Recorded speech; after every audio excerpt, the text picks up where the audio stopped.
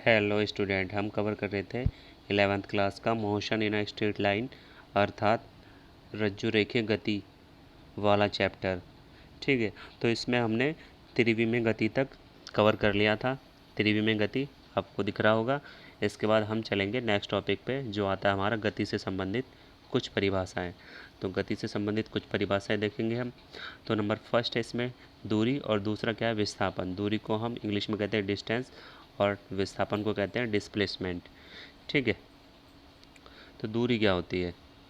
कोई ऑब्जेक्ट है, वो कोई भी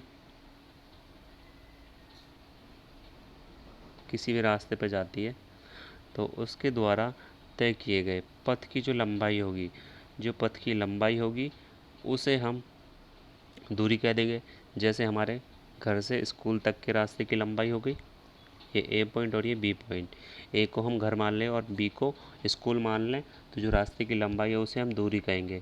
ठीक है, अब किसी का रास्ता छोटा होता है और किसी का घर से स्कूल तक का रास्ता बहुत बड़ा हो जाता है, बहुत बड़ा हो जाता है। लेकिन कुछ क्या होते हैं, कुछ शॉर्ट का रास्ता देख लेते हैं, ऐसे सीधे सीधे, तो ये क्या हो जाता है, ये हमारा विस्थापन हो जाता है। विस्थापन, तो विस्थापन की डेफिनेशन क्या बनेगी? सबसे कम दूरी या अंतिम और प्रारंभिक स्थितियों के बीच की न्यूनतम दूरी, उसे हम विस्थापन कह देते हैं। विस्थापन, बात समझ आ गई? इसे हम ऐसे भी समझ सकते हैं कि ये ए है और ये बी है। ए से बी तक जाने का ये वाला रास्ता है रेल मार्ग। ठीक है, और ये रास्ता है बस मार्ग।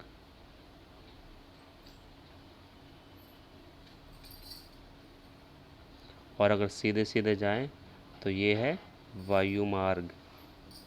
तो जो हमारा वायु मार्ग होगा उसे हम कहेंगे विस्थापन। ठीक है, रेल मार्ग और बस मार्ग हमारे क्या हैं, ये दूरी है यहाँ से यहाँ तक की। ठीक है,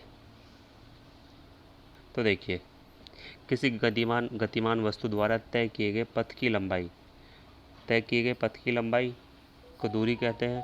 दूरी क्या है, यह एक अदिश राशि है, इसका मात्रक मीटर हो जाएगा। वही विस्थापन क्या होता है? विस्थापन किसी गतिमान वस्तु की प्रारंभिक और अंतिम स्थितियों के बीच की, प्रारंभिक और अंतिम जैसे मैंने बताया था, ए और बी के बीच की न्यूनतम दूरी, न्यूनतम दूरी विस्थापन कहलाती है। इसका मात्रक क्या होता है? मीटर होता है। और मीटर क्या है, और मीटर है, और विस्थापन क्या होगी? एक सदिश राशि हो जाएगी। इसके बाद नेक्स्ट टॉपिक आता है हमारा चाल। तो चाल क्या होती है? दूरी और समय, दूरी और समय का अनुपात, उसे हम चाल कह देते हैं, चाल कह देते हैं। लेकिन अगर हम समय को 1 सेकंड ले दें, समय को 1 सेकंड ले दें, तो चाल किसके बराबर हो गई? चाल दूरी के बराबर हो गई। तो यहाँ से हम कह सकते हैं किसी वस्तु द्वारा एकांक समय में तय की गई दूरी वस्तु की चाल कहलाती है। एकांक समय में तय की गई दूरी वस्तु की चाल कहलाएगी। ठीक, यही मैंने लिखा है, देखिए,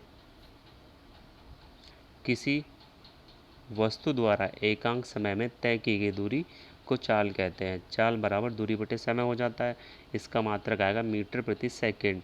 चाल क्या है? एक अदिश राशि होती है, अदिश राशि होती है, इसमें केवल मात्रा से काम चल जाता है, इसमें दिशा की ज़रूरत नहीं पड़ती है। वहीं अगर हम वेग की बात करें तो वेग में क्या आएगा?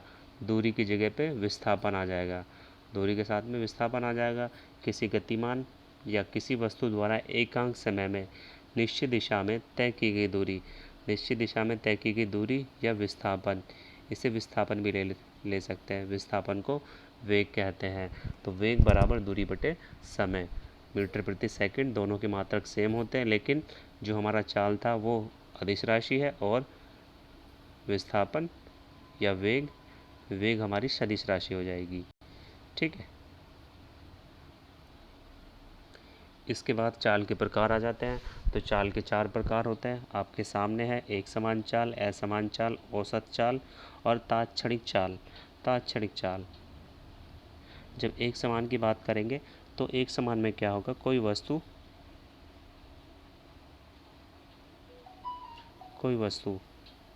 समान समय में समान दूरियां तय करेगी। मान लो ये 2-2 किलोमीटर की एरिया है, 2-2 किलोमीटर की एरिया है और इन्हें तय करने में 10-10 मिनट लगती है, 10 मिनट लगती है। तो वस्तु की चाल होगी एक समान चाल, तो वस्तु की चाल होगी यहाँ पे एक समान चाल होगी, ठीक है। लेकिन अगर यहाँ चेंजेस आ जाए, चेंजेस का मतलब है कि जो 10 मिनट का टाइम लग रहा था वो चेंज हो जाए,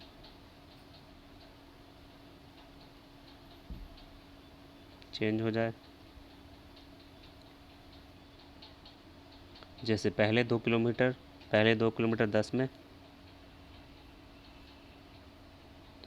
पहले 2 किलोमीटर 10 मिनट में तय हो रहा है, फिर 8 में हो रहा है, फिर 5 में ही हो जा रहा है।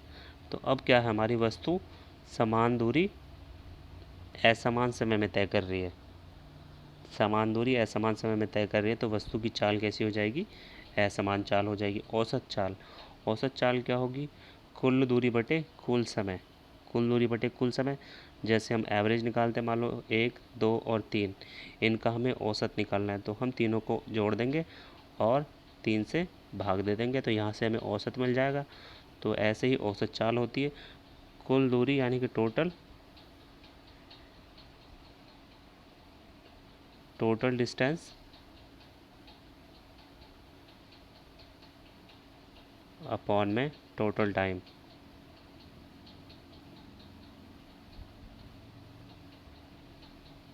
टोटल डिस्टेंस अपॉन में टोटल टाइम हो जाएगा। और तात्क्षणिक क्या होता है, ये बहुत कम समय में तय की गई दूरी हो जाती है, उसे हम तात्क्षणिक चाल कह देते हैं, ठीक है। आगे देख लेते हैं इनकी डेफिनेशन। देखिए एक समान और असमान तो आपको अपने आप से लिखनी है, दोनों की डेफिनेशन, ठीक है, लिख देना। एक समान चाल, जब कोई वस्तु समान दूरी समान समय में तय करती है तब वस्तु की चाल एक समान चाल कहलाती है, ठीक है। जैसे कोई वस्तु 2-2 किलोमीटर की दूरियां 5-5 या 10-10 मिनट में तय करती है, तब वस्तु की चाल एक समान चाल हो गई।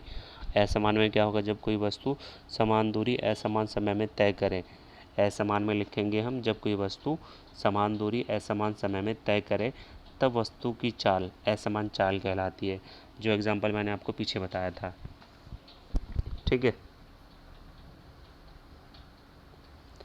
औसत चाल देख लेते हैं। औसत चाल क्या है, किसी गतिमान वस्तु द्वारा तय की गई कुल दूरी तथा लिए गए कुल समय का अनुपात, कुल दूरी और लिए गए कुल समय का अनुपात, इसे हम कहेंगे औसत चाल। तो टोटल डिस्टेंस अपॉन में टोटल टाइम, हिंदी में भी लिख सकते हैं आप, कुल दूरी बटे कुल समय, ठीक। नेक्स्ट आता है इसके बाद में तात्क्षणिक चाल, किसी विशेष समय पर, तात्क्षणिक चाल किसी विशेष समय पर गतिमान वस्तु की चाल को तात्क्षणिक चाल कहते हैं। तात्क्षणिक चाल कहते हैं, मान लिया हमारे पास में डेल्टा टी समय है और इसमें कोई वस्तु डेल्टा एस दूरी तय करती है, डेल्टा एस दूरी तय करती है, तो तात्क्षणिक चाल limit delta T tends to zero. अब टेंस टू का मतलब होता है कि डेल्टा टी इतना छोटा है कि जीरो के बराबर है, जीरो के बराबर है, तो इसे डेल्टा एस अपॉन में डेल्टा टी लिख देते हैं। और इसे हटा के जब यहाँ से लिमिट हटेगी तो ये डी एस अपॉन में डी टी आ जाता है, तो ये हमारी तात्क्षणिक चाल हो जाती है, ठीक है।